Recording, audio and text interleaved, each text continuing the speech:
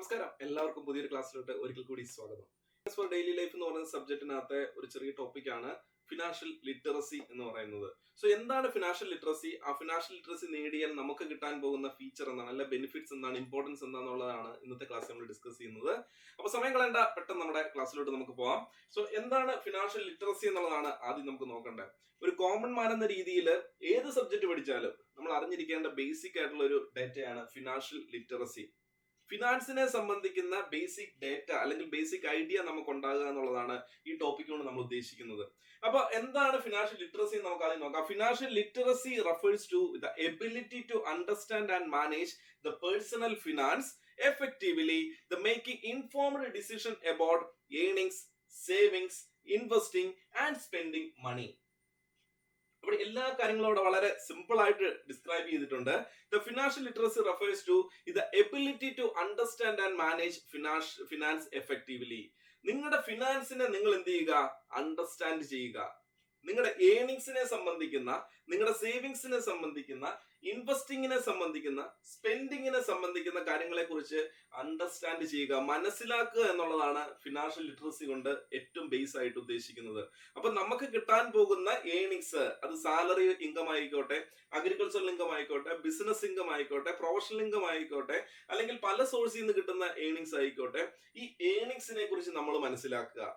എനിക്ക് ഒരു മാസം എത്ര രൂപ ഏർണിങ്സ് ഉണ്ടാകുന്നുണ്ട്, അതിൽ എത്ര രൂപയാണ് എന്റെ സേവിങ്സിലോട്ട് പോകുന്നത്, അല്ലെങ്കിൽ ഡിഫറെന്റ് സേവിങ്സ് ഓപ്ഷനെ കുറിച്ച് ഞാൻ മനസ്സിലാക്കുക, ഡിഫറെന്റ് ഇൻവെസ്റ്റ്മെന്റ് ഓപ്ഷനെ കുറിച്ച് ഞാൻ മനസ്സിലാക്കുക, ഡിഫറെന്റ് സ്പെൻഡിങ്ങിനെ കുറിച്ച് ഞാൻ മനസ്സിലാക്കുക. എന്റെ സ്പെൻഡിങ്ങുകൾ എവിടെയൊക്കെയാണ് പോകുന്നത്, എന്റെ നീഡ്സിലോട്ട് എത്ര പോകുന്നു, എന്റെ വാണ്ട്സിലോട്ട് എത്ര പോകുന്നു, എനിക്ക് ഓവർ സ്പെൻഡിങ് ആണോ സംഭവിക്കുന്നത്, ഇതിനെ കുറിച്ച് നമ്മൾ മനസ്സിലാക്കുക എന്നുള്ളതാണ്.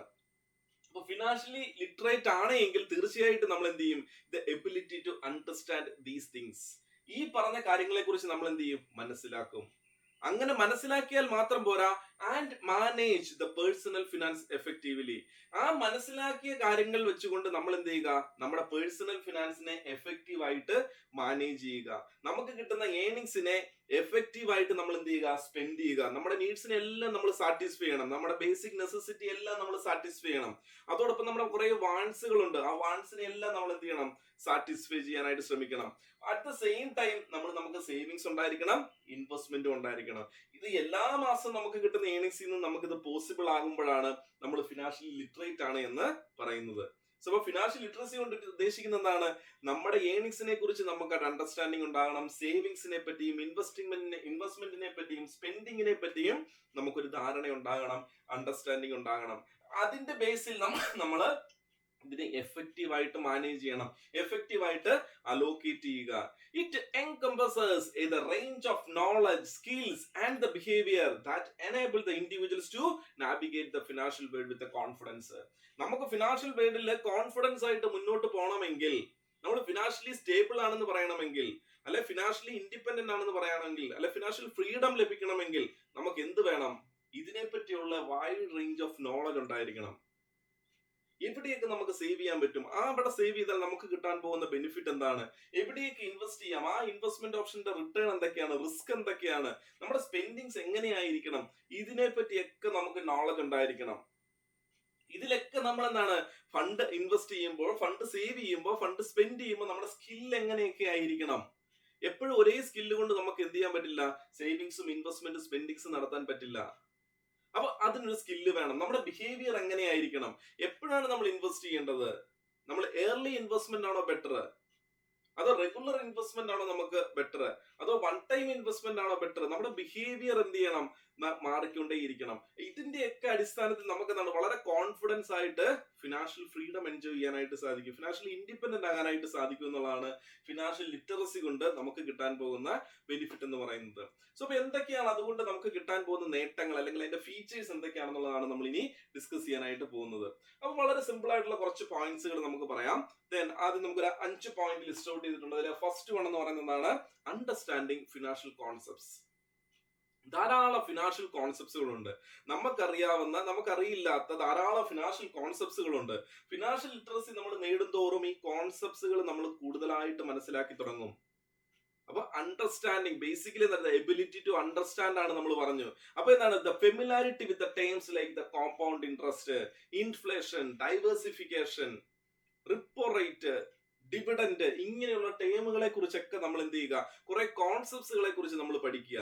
എന്താണ് കോമ്പൗണ്ട് ഇൻട്രസ്റ്റ്, സിമ്പിൾ ഇൻട്രസ്റ്റും കോമ്പൗണ്ട് ഇൻട്രസ്റ്റും തമ്മിൽ നമുക്ക് എന്താണ് ബെനിഫിറ്റ് ഉണ്ടാകുന്നത്, ഇൻഫ്ലേഷൻ എന്താണ് ബെനിഫിറ്റ് ഉണ്ടാകുന്നത്. ഇൻഫ്ലേഷൻ നമ്മുടെ മാർക്കറ്റിൽ ഉണ്ട് എന്ന് നമുക്കറിയാം. നമ്മൾ ഇൻവെസ്റ്റ് ചെയ്യുമ്പോൾ എപ്പോഴും ഇൻഫ്ലേഷൻ റേറ്റിനേക്കാൾ കൂടുതൽ റിട്ടേൺ കിട്ടുന്ന സ്ഥലത്ത് നമ്മൾ ഇൻവെസ്റ്റ് ചെയ്യാനായിട്ട് ശ്രമിക്കുക. അല്ല എങ്കിൽ നമ്മൾ കിട്ടുന്ന പൈസ, നമുക്ക് കിട്ടുന്ന റിട്ടേൺ ഒരിക്കലും നമുക്ക് ലാഭകരമായിരിക്കത്തില്ല. ഡൈവേഴ്സിഫിക്കേഷനെ കുറിച്ച് പഠിക്കുക. എവിടെയൊക്കെ നമുക്ക് എന്താണ് ഇൻവെസ്റ്റ് ചെയ്യാൻ പറ്റും, അതെങ്ങനെയൊക്കെ ഇൻവെസ്റ്റ് ചെയ്താൽ നമുക്ക് ബെനിഫിഷ്യൽ ആക്കി മാറ്റാനായിട്ട് പറ്റും. മാർക്കറ്റിലെ റിപ്പോ റേറ്റുകളെ കുറിച്ച് നമ്മൾ പഠിക്കുക. മാർക്കറ്റിലുള്ള ഇൻട്രസ്റ്റ് റേറ്റുകളെ കുറിച്ച്, ലോണിന്റെ ഇൻട്രസ്റ്റ് റേറ്റുകളെ കുറിച്ച് പഠിക്കുക, അല്ലെ ഡെപ്പോസിറ്റ്സുകളുടെ ഇൻട്രസ്റ്റ് റേറ്റുകളെ കുറിച്ച് പഠിക്കുക. ഇങ്ങനെയുള്ള കുറെ ഫിനാൻഷ്യൽ ടേംസുകളെ പറ്റി, കോൺസെപ്റ്റുകളെ കുറിച്ച് നമുക്ക് എന്ത് ചെയ്യുക, മനസ്സിലാക്കാൻ സാധിക്കും ഫിനാൻഷ്യൽ ലിറ്ററസി നേടും തോറും. രണ്ടാമത് എന്താണ്, ബഡ്ജറ്റിംഗ് ആൻഡ് എക്സ്പെൻസ് മാനേജ്മെന്റ്. നമ്മൾ നമ്മുടെ സേവിങ്സിനെ പറ്റിയും ഇൻവെസ്റ്റ്മെന്റിനെ കുറിച്ചും അല്ലെങ്കിൽ സ്പെൻഡിങ്ങിനെ പറ്റിയൊക്കെ പറയുമ്പോൾ അവിടെ ഒരു ഇമ്പോർട്ടന്റ് ഫാക്ടർ ആണ് ബഡ്ജറ്റിംഗ്.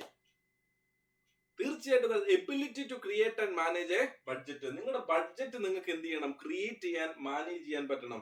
അത് വീക്കിലി ബഡ്ജറ്റ് ആയിക്കോട്ടെ, മന്ത്ലി ബഡ്ജറ്റ് ആയിക്കോട്ടെ, ഇയർലി ബഡ്ജറ്റ് ആയിക്കോട്ടെ, നിങ്ങൾക്ക് എന്ത് ചെയ്യാൻ പറ്റണം, ക്രിയേറ്റ് ചെയ്യാനായിട്ട് പറ്റണം.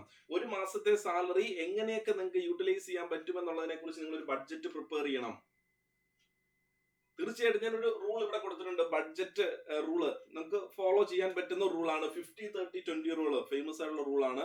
നിങ്ങൾക്ക് കിട്ടുന്ന ഏണിങ്സ് എത്രയാണോ ആ ഏണിങ്സിനെ കുറിച്ച് നിങ്ങൾക്ക് ഒരു അണ്ടർസ്റ്റാൻഡിങ് വേണം. നമ്മൾ ആദ്യമേ പറഞ്ഞു, ആ ഏണിങ്സിൽ 50% നിങ്ങൾ എടുത്തിട്ട് നിങ്ങളുടെ നീഡ്സിന് വേണ്ടി മാറ്റി വെച്ചേക്കുക, ബേസിക് നെസസിറ്റിക്ക് വേണ്ടി മാറ്റി വെച്ചേക്കുക. ബാക്കി ഒരു 30% നിങ്ങൾ നിങ്ങളുടെ വാൺസ് സാറ്റിസ്ഫൈ ചെയ്യാനായിട്ട് നിങ്ങൾ മാറ്റി വെച്ചേക്കുക. പുറത്ത് പോയി ഫുഡ് കഴിക്കണം, നിങ്ങൾക്ക് എന്താണ് ട്രാവൽ ചെയ്യണം, അല്ലെങ്കിൽ സിനിമ കാണണം, ഷോപ്പിംഗ് ചെയ്യണം, ഇങ്ങനെയുള്ള ആവശ്യങ്ങൾക്ക് വേണ്ടി ഒരു 30% നിങ്ങൾ മാറ്റി വെച്ചേക്കുക. ബാക്കി നിങ്ങൾക്ക് ഒരു 20% ഉണ്ട്. ആ 20% തീർച്ചയായിട്ടും നിങ്ങൾ എന്തിലോട്ട് മാറ്റണം, നിങ്ങളുടെ ഇൻവെസ്റ്റ്മെന്റ് അല്ലെങ്കിൽ സേവിങ്സിലോട്ട് മാറ്റി വെക്കണം. സോ ഇങ്ങനെ ഒരു റൂൾ നിങ്ങൾക്ക് ഡെവലപ്പ് ചെയ്യാൻ പറ്റും, ഇങ്ങനെ ഒരു ബഡ്ജറ്റ് നിങ്ങൾക്ക് ക്രിയേറ്റ് ചെയ്യാൻ പറ്റി കഴിഞ്ഞാൽ നിങ്ങൾ സക്സസ്ഫുൾ ആകും. Then prioritize expense and track spend. നിങ്ങളുടെ എക്സ്പെൻസുകളെ നിങ്ങൾ പ്രയോറിറ്റൈസ് ചെയ്യുക. ഇമ്മീഡിയറ്റ് ഫ്യൂച്ചറിൽ പേ ചെയ്യേണ്ടത് അല്ലെങ്കിൽ ഏറ്റവും അടുത്ത് പേ ചെയ്യേണ്ടതാണോ അതിന് നിങ്ങൾ പ്രയോറിറ്റി കൂടുതൽ കൊടുക്കുക. ഒരു ലോൺ എമൗണ്ട് ഡ്യൂ ആയിട്ടുണ്ട്, ആ ഡ്യൂ ആകുന്ന ഡേറ്റ് ആണ് ഇമ്മീഡിയറ്റ് വരുന്നതെങ്കിൽ ആദ്യം ആ ലോൺ എമൗണ്ട് നിങ്ങൾ പേ ചെയ്യാനായിട്ട് ശ്രമിക്കുക. നിങ്ങൾക്ക് ഇമ്മീഡിയറ്റ് ആയിട്ട് വരുന്ന എക്സ്പെൻസ് ഏതാണോ അതിന് നിങ്ങൾ പ്രയോറിറ്റി കൊടുത്തു തുടങ്ങുക. Then track spendings. നിങ്ങളുടെ സ്പെൻഡിങ്സിനെ നിങ്ങൾ ട്രാക്ക് ചെയ്യുക. നിങ്ങളുടെ പെട്രോളിന് വേണ്ടി നിങ്ങൾക്ക് എത്ര രൂപ ചെലവാകുന്നുണ്ട്, ഫുഡിന് വേണ്ടി എത്ര രൂപ ചെലവാകുന്നുണ്ട്, അല്ലെങ്കിൽ നിങ്ങളുടെ ഓരോ എക്സ്പെൻസുകളും നിങ്ങൾ എടുത്ത് നോക്കുക. ആ എക്സ്പെൻസുകളെല്ലാം ട്രാക്ക് ചെയ്യുക. ഈ മാസം എവിടെയാണ് എനിക്ക് കൂടുതലായിട്ട് സ്പെൻഡിങ് ആവശ്യമായിട്ട് വന്നത്, എവിടെയാണ് എനിക്ക് സ്പെൻഡിങ് കുറയ്ക്കാൻ സാധിക്കുന്നത്, ഇത് നിങ്ങൾ മനസ്സിലാക്കുക. അപ്പൊ ഫിനാൻഷ്യൽ ലിറ്ററസി നേടും തോറും നമുക്ക് എന്താണ്, ഒരു എഫക്റ്റീവ് ആയിട്ടുള്ള സക്സസ്ഫുൾ ആയിട്ടുള്ള ബഡ്ജറ്റ് ക്രിയേറ്റ് ചെയ്യാൻ സാധിക്കുന്നു, എക്സ്പെൻസിനെ മാനേജ് ചെയ്യാൻ സാധിക്കുന്നു. എല്ലാവർക്കും ഏണിങ്സ് ഉണ്ട്, പക്ഷെ നമുക്ക് എന്തില്ല, സേവിങ്സും ഇൻവെസ്റ്റ്മെന്റും ഇല്ല. കാരണം എന്താ, എല്ലാ സ്പെൻഡിങ്ങിലോട്ട് പോവുകയാണ് ചെയ്യുന്നത്. സോ അത് ഒഴിവാക്കാൻ ഫിനാൻഷ്യൽ ലിറ്ററസി നമ്മളെ ഹെൽപ്പ് ചെയ്യുന്നു. അടുത്ത എന്താണ്, സേവിങ്സ് ആൻഡ് ഇൻവെസ്റ്റ്മെന്റ് ആണ്. തൊട്ടു മുന്നേ പറഞ്ഞ റൂൾ അനുസരിച്ചിട്ട് നമ്മുടെ ഒരു 20% എങ്കിലും മിനിമം നമ്മൾ എന്തിലോട്ട് മാറ്റണം, സേവിങ്സ് ആൻഡ് ഇൻവെസ്റ്റ്മെന്റിലോട്ട് മാറ്റണം. ഇനി സാലറി കുറവാണെന്ന് വിചാരിക്കുക, നമുക്ക് വേണമെങ്കിൽ 75-15-10 എന്ന് പറയുന്ന റൂൾ നമുക്ക് വേണമെങ്കിൽ ഫോളോ ചെയ്യാനായിട്ട് സാധിക്കും. അതിലെന്താ ചെയ്യുന്നത്, 75% നിങ്ങൾ നിങ്ങളുടെ നീഡ്സിന് വേണ്ടി മാറ്റി വെച്ചേക്കുക, 15% നിങ്ങളുടെ വാൺസിന് വേണ്ടി മാറ്റി വെച്ചേക്കുക. എന്നാലും ബാക്കി നമുക്കൊരു 10% ഉണ്ട്. ആ 10% compulsory goes to savings and investment. അപ്പൊ അവിടെ എന്താണ് നമ്മൾ അറിഞ്ഞിരിക്കേണ്ടത്, ഫിനാൻഷ്യൽ ലിറ്ററേറ്റ് ആകും തോറും the knowledge of various savings options, investment products and the strategies for wealth creation. അപ്പൊ നമ്മൾ ഇതിനെ കുറിച്ച് അറിയും തോറും പഠിക്കും തോറും നമുക്ക് എന്താ ബെനിഫിറ്റ് കിട്ടുന്നത്, പുതിയ പുതിയ സേവിങ്സ് ഓപ്ഷനെ പറ്റി നമുക്ക് മനസ്സിലാക്കാനായിട്ട് സാധിക്കും. അതുപോലെ തന്നെ പുതിയ പുതിയ ഇൻവെസ്റ്റ്മെന്റ് പ്രോഡക്റ്റുകളെ കുറിച്ച് നമുക്ക് അറിയാനായിട്ട് സാധിക്കും. അപ്പൊ ഏതൊക്കെ സേവിങ്സിലാണ് നമുക്ക് പൈസ ഡെപ്പോസിറ്റ് ചെയ്യാനായിട്ട് സാധിക്കുന്നത്, ആ സേവിങ്സിന്റെ ഇൻട്രസ്റ്റ് റേറ്റ് എത്രയാണ് നമുക്ക് കിട്ടുന്നത്, സാധാ സേവിങ്സ് അക്കൗണ്ടിൽ പൈസ ഇടണോ, റെക്കറിംഗ് ഡെപ്പോസിറ്റ് പൈസ ഇടണോ, പോസ്റ്റ് ഓഫീസ് സേവിങ്സിൽ പൈസ ഇടണോ, അതോ LICയിൽ നമ്മൾ പൈസ സേവ് ചെയ്യണോ, അതോ നമുക്ക് എന്താണ് ഫിക്സഡ് ഡെപ്പോസിറ്റ് ഇടണോ, ഏത് സേവിങ്സ് ഓപ്ഷൻ ആണ് നമുക്ക് ഏറ്റവും ബെറ്റർ എന്നുള്ളതിനെ കുറിച്ച് നമുക്ക് അറിയാൻ സാധിക്കും. ഏത് ഇൻവെസ്റ്റ്മെന്റ് പ്രോഡക്റ്റ് ആണ് ഏറ്റവും ബെറ്റർ എന്ന് നമുക്ക് അറിയാൻ സാധിക്കും. മ്യൂച്വൽ ഫണ്ടിൽ ഞാൻ ഇൻവെസ്റ്റ് ചെയ്യണോ, SIP ഞാൻ ഇൻവെസ്റ്റ് ചെയ്യണോ എന്നുള്ളതിനെ കുറിച്ച് നമുക്ക് എന്ത് ചെയ്യാൻ പറ്റും, ഇൻവെസ്റ്റ്മെന്റ് ഓപ്ഷനെ പറ്റി അറിയാൻ പറ്റും. ഷെയർ വേണോ, ഡിബഞ്ചർ വേണോ, ഇതിന്റെ റേറ്റ് ഓഫ് റിട്ടേൺ എന്താണ്, ഇതിന്റെ റിസ്ക് എന്താണ്, then strategies for wealth creation, എങ്ങനെ നമുക്ക് ഈ സേവിങ്സിലൂടെ ഇൻവെസ്റ്റ്മെന്റിലൂടെ വെൽത്ത് ക്രിയേറ്റ് ചെയ്യാനായിട്ട് സാധിക്കുന്നു. അപ്പൊ ഇത് ഫിനാൻഷ്യലി ലിറ്ററേറ്റ് ആകും തോറും നമുക്ക് കിട്ടുന്ന ഒരു ബെനിഫിറ്റ് ആണ്. നമ്മുടെ സേവിങ്സ് ഹാബിറ്റ് കൂടുന്നു, നമ്മുടെ ഇൻവെസ്റ്റ്മെന്റ് ഹാബിറ്റ് കൂടുന്നു, അതുവഴി നമുക്ക് എന്താണ് വെൽത്ത് ക്രിയേഷൻ പോസിബിൾ ആകുന്നു. അടുത്ത് നമുക്ക് കിട്ടുന്ന ഒരു ബെനിഫിറ്റ് ഉണ്ട്, ഡെപ്റ്റ് മാനേജ്മെന്റ് ആണ്. സോ എപ്പോഴും നമുക്ക് ഓൺ ഫിനാൻസ് വെച്ചുകൊണ്ട് നമ്മുടെ ജീവിതം മുന്നോട്ട് കൊണ്ടുപോകാനായിട്ട് സാധിക്കത്തില്ല. ചിലപ്പോൾ ഒരു വാഹനം മേടിക്കുന്ന സമയത്ത്, ഒരു വീട് വെക്കുന്ന സമയത്ത്, അല്ലെങ്കിൽ ഒരു എഡ്യൂക്കേഷന്റെ ആവശ്യമായിട്ടൊക്കെ നമുക്ക് പലപ്പോഴും പല ലോണുകൾ എടുക്കേണ്ടതായിട്ട് വരുന്നു, അല്ലെങ്കിൽ മറ്റു തരത്തിലുള്ള ഡെപ്റ്റ് നമുക്ക് ഉണ്ടാകുന്നു, ക്രെഡിറ്റ് കാർഡിന്റെ ഡെപ്റ്റ് ഉണ്ടാകുന്നു.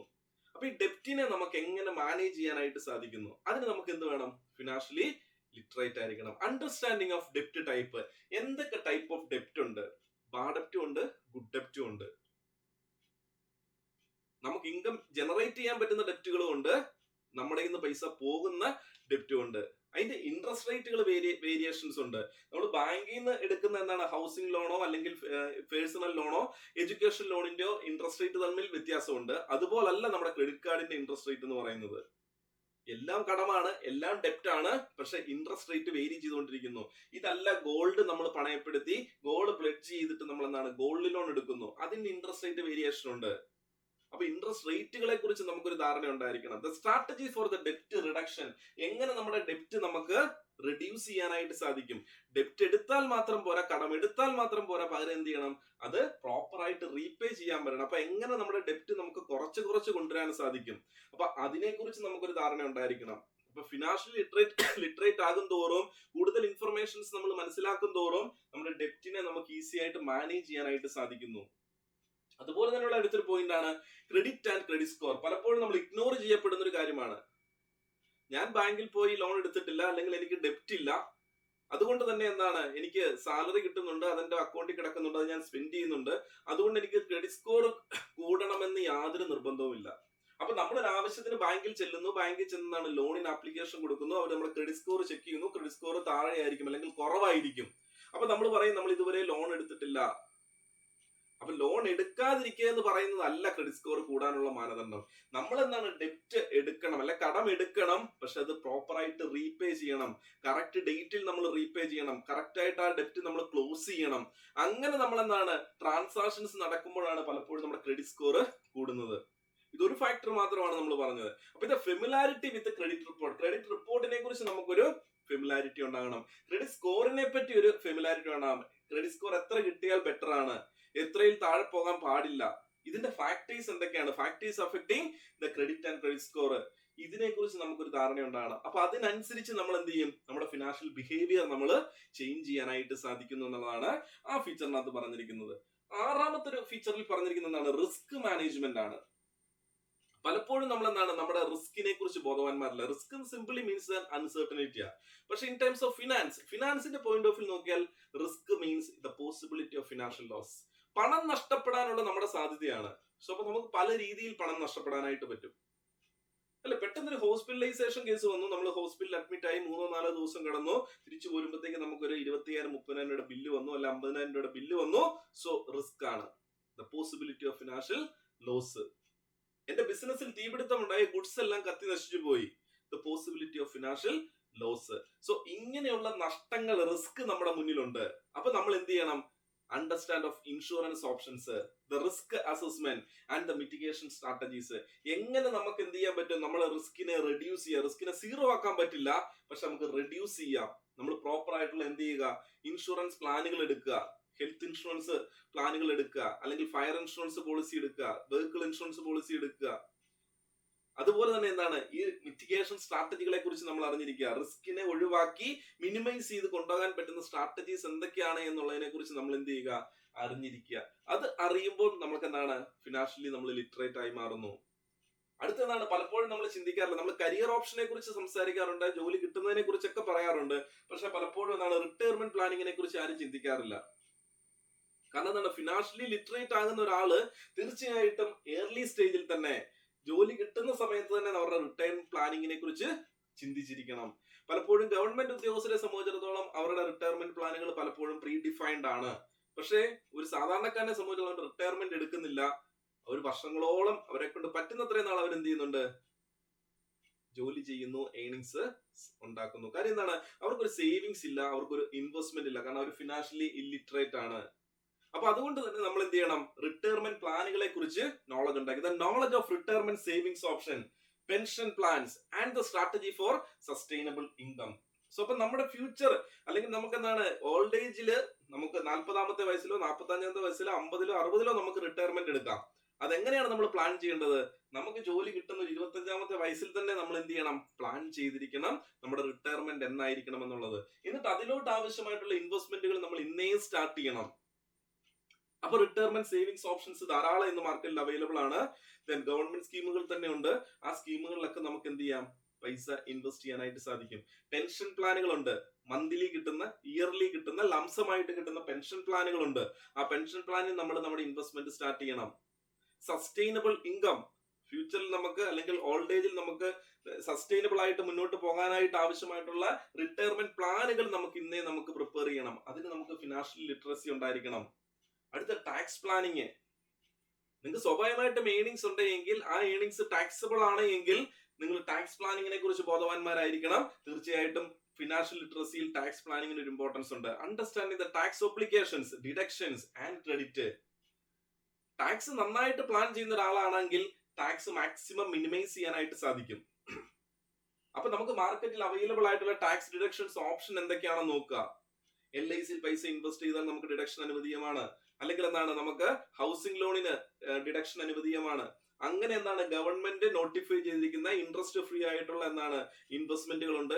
ഇങ്ങനെ നോട്ടിഫൈ ചെയ്തിരിക്കുന്ന ഇൻകം ടാക്സിൽ നോട്ടിഫൈ ചെയ്തിരിക്കുന്ന എവിടെയൊക്കെയാണോ അവിടെയൊക്കെ നമ്മൾ എന്ത് ചെയ്യുക, പൈസ ഇൻവെസ്റ്റ് ചെയ്തുകൊണ്ട് നമ്മുടെ ടാക്സിനെ നമുക്ക് മിനിമൈസ് ചെയ്ത് മിനിമം എമൗണ്ടിലോട്ട് കൊണ്ടുവരാനായിട്ട് സാധിക്കുന്നു. അപ്പൊ അതുവഴി നമുക്ക് എന്താണ് ഒരു സേവിങ്സ് ഉണ്ടാകുന്നു. ആ സേവിങ്സ് നമുക്ക് വേണമെങ്കിൽ ഇൻവെസ്റ്റ്മെന്റ് ആക്കി മാറ്റാനായിട്ട് സാധിക്കുന്നു. അപ്പൊ ടാക്സ് പ്ലാനിങ് ഒരു ഇമ്പോർട്ടന്റ് ഫാക്ടർ ആണ്. അത് നമുക്ക് കിട്ടുന്ന ബെനിഫിറ്റ് ആണ്. അടുത്ത ഫിനാൻഷ്യൽ ലിറ്ററസി നമുക്ക് നേടുന്തോറും നമ്മുടെ ഫിനാൻഷ്യൽ ഗോൾ സെറ്റിംഗ് കുറച്ചുകൂടെ സ്പെസിഫിക് ആകും. The ability to set and work toward the short term and the long term or the medium term financial goals. നമ്മുടെ ഷോർട്ട് ടൈം ഫിനാൻഷ്യൽ ഗോൾസ് അല്ലെങ്കിൽ medium time financial goals അല്ലെങ്കിൽ നമ്മുടെ long time financial goals നമുക്ക് attain ചെയ്യാനായിട്ട് സാധിക്കുന്നുള്ളതാണ്. അപ്പൊ നമുക്ക് ആഗ്രഹമുണ്ട് വീട് വെക്കണം, വാഹനം മേടിക്കണം, അല്ലെങ്കിൽ മറ്റു കാര്യങ്ങളൊക്കെ നമ്മുടെ എന്താണ് ഷോർട്ട് ടൈമിലോ മീഡിയം ടൈമിലോ ലോങ് ടൈമോ ഒബ്ജക്റ്റീവ്സ് ആയിട്ട് നമ്മൾ സെറ്റ് ചെയ്ത് വെച്ചിട്ടുണ്ട്. പക്ഷെ എങ്ങനെ ഇത് പോസിബിൾ ആകും നമുക്കറിയില്ല. നമ്മൾ ഫിനാൻഷ്യൽ ലിറ്ററസി നേടുന്തോറും നമുക്ക് എന്ത് ചെയ്യും, ഇതിനൊരു സൊല്യൂഷൻ കിട്ടും. നമ്മൾ ഗോൾ സെറ്റ് ചെയ്യുന്നു, എനിക്കൊരു 50 ലക്ഷത്തിന്റെ വീട് നമുക്ക് വെക്കണം. ഇപ്പൊ എന്റെ 50 ലക്ഷം രൂപയില്ല. അപ്പൊ ഞാൻ ഡിസൈഡ് ചെയ്തു ഒരു ഇൻവെസ്റ്റ്മെന്റ് സ്റ്റാർട്ട് ചെയ്യാം, ഒരു SIP സ്റ്റാർട്ട് ചെയ്യാം.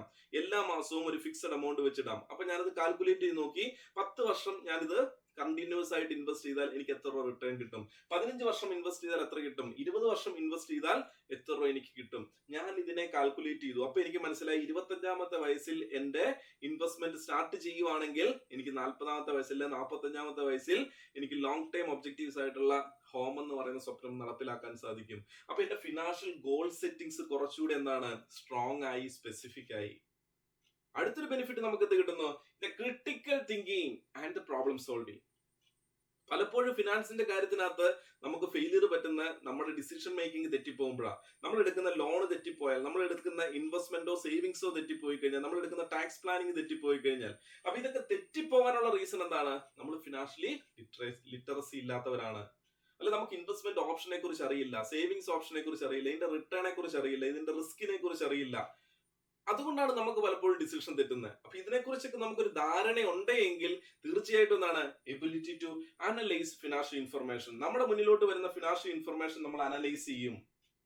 Then evaluate options. നമ്മുടെ മുന്നിൽ ധാരാളം ഓപ്ഷൻസ് ഉണ്ട്. നമുക്കറിയാം നമ്മുടെ ഒരു 5 ലക്ഷം രൂപ കിട്ടി, ഇത് എവിടെയൊക്കെ സേവ് ചെയ്യണം, എവിടെയൊക്കെ ഇൻവെസ്റ്റ് ചെയ്യണം. നമ്മുടെ മുന്നിൽ ധാരാളം ഓപ്ഷൻസ് ഉണ്ട്. ഇത് ഓരോന്നിന്റെ റിട്ടേണും റിസ്കും ഒക്കെ നമുക്ക് അറിയാം. അപ്പൊ അങ്ങനെ അറിയാമെങ്കിൽ തീർച്ചയായിട്ടും എന്താണ് it help to make a informed decision.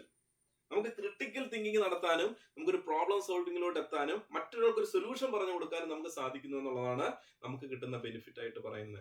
അപ്പൊ നമുക്ക് എന്താണ് ഫിനാൻഷ്യൽ ലിറ്ററസി എന്താണെന്നെ കുറിച്ച് ഒരു ധാരണ കിട്ടി. ഫിനാൻഷ്യൽ ലിറ്ററസി നേടിയാൽ നമുക്ക് കിട്ടാൻ പോകുന്ന കുറച്ച് ബെനിഫിറ്റ്സുകളെ കുറിച്ച് നമുക്ക് മനസ്സിലായി. അപ്പൊ തീർച്ചയായിട്ടും എന്താണ് നിങ്ങൾ ഈ പറഞ്ഞ ഏരിയകളിലൊക്കെ എന്താണ് നിങ്ങളുടെ ലിറ്ററസി മാക്സിമം ഇൻക്രീസ് ചെയ്യുക. ഇത് കാലാകാലങ്ങളിലെ ചേഞ്ച് ചെയ്തുകൊണ്ടേയിരിക്കും. ഇത് കണ്ടിന്യൂസ് പ്രോസസ് ആണ്. പുതിയ പുതിയ ഇൻവെസ്റ്റ്മെന്റ് ഓപ്ഷൻസ് വരുന്നു, പുതിയ പുതിയ സേവിങ്സ് ഓപ്ഷൻ വരുന്നു, പുതിയ പുതിയ ടാക്സ് പ്ലാനിങ് ഓപ്ഷൻസ് വരുന്നു, പുതിയ പുതിയ റിട്ടയർമെന്റ് പ്ലാനുകൾ വരുന്നു. ഇങ്ങനെ ധാരാളം ഓപ്ഷൻസ് മാർക്കറ്റിൽ വന്നുകൊണ്ടേയിരിക്കും. അപ്പൊ ഫിനാൻഷ്യൽ ലിറ്ററസി എന്ന് പറയുന്നത് it is A continuous process ആണ്. നമ്മൾ കണ്ടിന്യൂസ് ആയിട്ട് ഇത് അക്വയർ ചെയ്തുകൊണ്ടിരിക്കുക. ഈ പറഞ്ഞ മേഖലകളിലൊക്കെ നമുക്ക് ധാരണകൾ ഉണ്ടാകുമ്പോൾ, അണ്ടർസ്റ്റാൻഡിങ് ഉണ്ടാകുമ്പോൾ നിങ്ങളുടെ ഫിനാൻസിനെ ഈസി ആയിട്ട് മാനേജ് ചെയ്യാനായിട്ട് സാധിക്കും. അതുവഴി നമുക്ക് ഫിനാൻഷ്യൽ ഫ്രീഡം കിട്ടുന്നു, ഫിനാൻഷ്യൽ കോൺഫിഡൻസ് നമുക്ക് കിട്ടുന്നു, അതുപോലെ ഫിനാൻഷ്യൽ ഇൻഡിപെൻഡൻസ് നമുക്ക് നേടാനായിട്ട് സാധിക്കുന്നു. അപ്പൊ ഇന്ന് നമ്മൾ ഡിസ്കസ് ചെയ്ത വളരെ സിമ്പിൾ ആയിട്ടുള്ള ടോപ്പിക്കാണ് what you mean by financial literacy and what are the features or the importance or the benefit of financial literacy. So വീണ്ടും പുതിയൊരു വീഡിയോ ആയിട്ട് അടുത്ത ക്ലാസ് നമുക്ക് കണ്ടുമുട്ടാം. അതുവരെ എല്ലാവർക്കും നന്ദി, നമസ്കാരം.